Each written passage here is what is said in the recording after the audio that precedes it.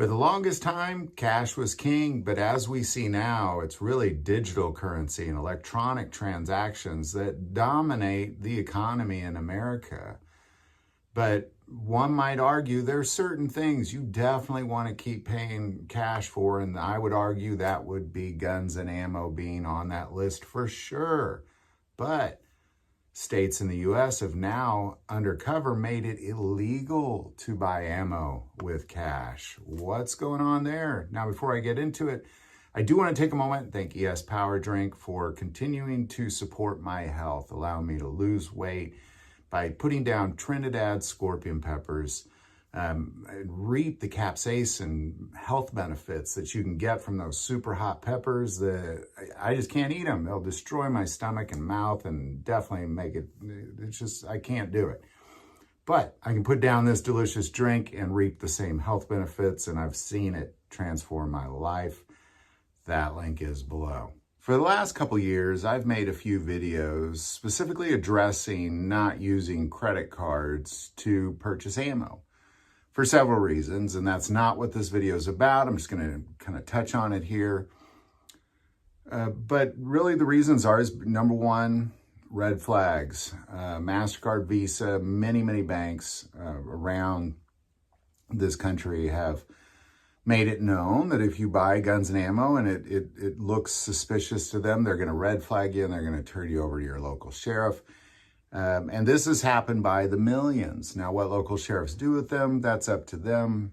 Most of them, probably nothing. But we're still talking millions a year of red flags just sent by Visa and MasterCard. And I always argue, just use cash. It's as good as money.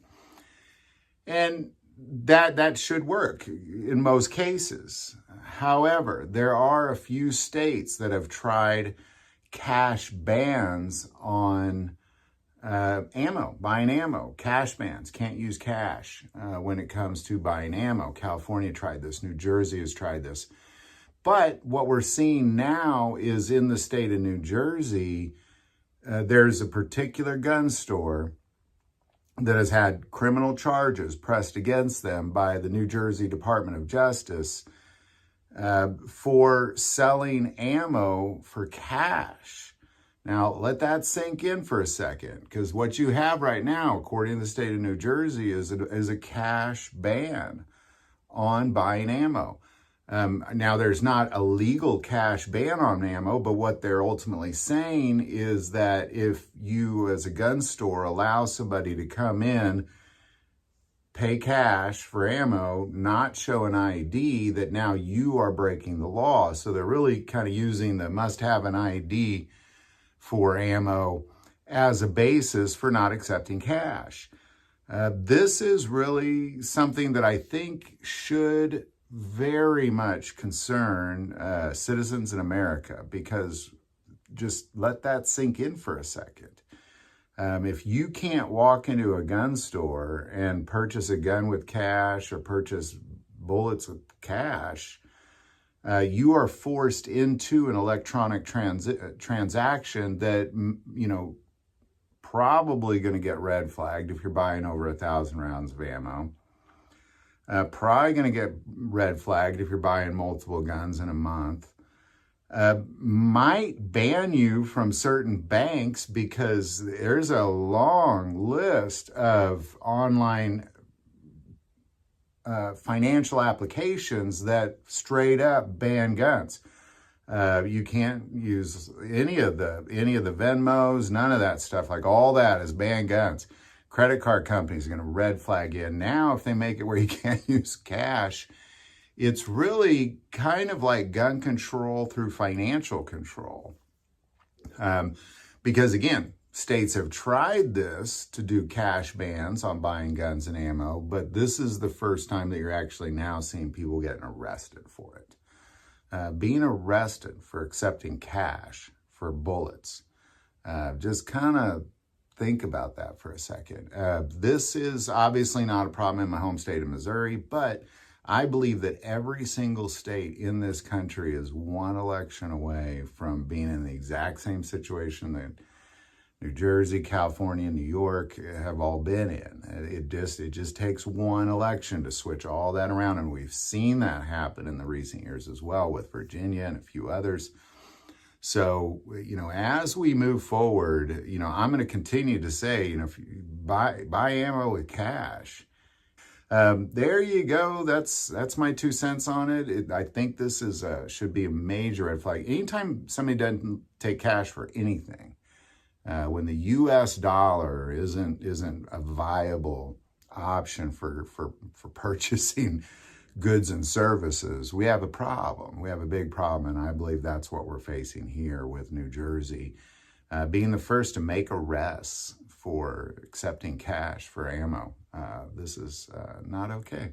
Any thoughts or insights you might have on it, definitely put it below. I do want to take a moment and say that if you're in New Jersey or California, kind of what has this looked like as far as these cash bans on guns and ammo purchases? What does this really look like from being there? Because I'm just, getting now reading about the arrests that are beginning. But what's it like to actually be there? Put that below. Any other thoughts or insight you might have, definitely put that below as well. I do want to take a moment and say most people watch this channel. Hey, they're not subscribers. Click that subscribe button. It greatly increases the algorithm and our ability to get these messages out. That link is also below. But the most important part of this channel, we take prayer requests. So please don't ever hesitate to send that in. Thank you for watching this episode of God, Family, and Guns. And as always, love God, love your family, and love guns.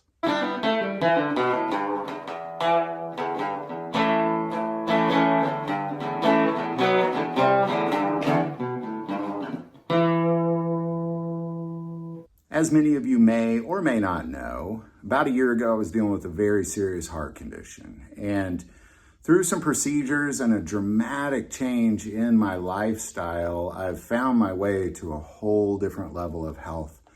And one aspect of that, and it's something that I believe is extremely important to talk about because Americans are not talking about it. I've really never heard anybody talk about it, to be quite honest, is the health benefits from the super hot peppers like a Trinidad scorpion pepper, because that has been one aspect of what I have done over the last year. Is a friend of mine who lost 110 pounds in 7 months just drinking a drink that he made with Trinidad scorpion peppers.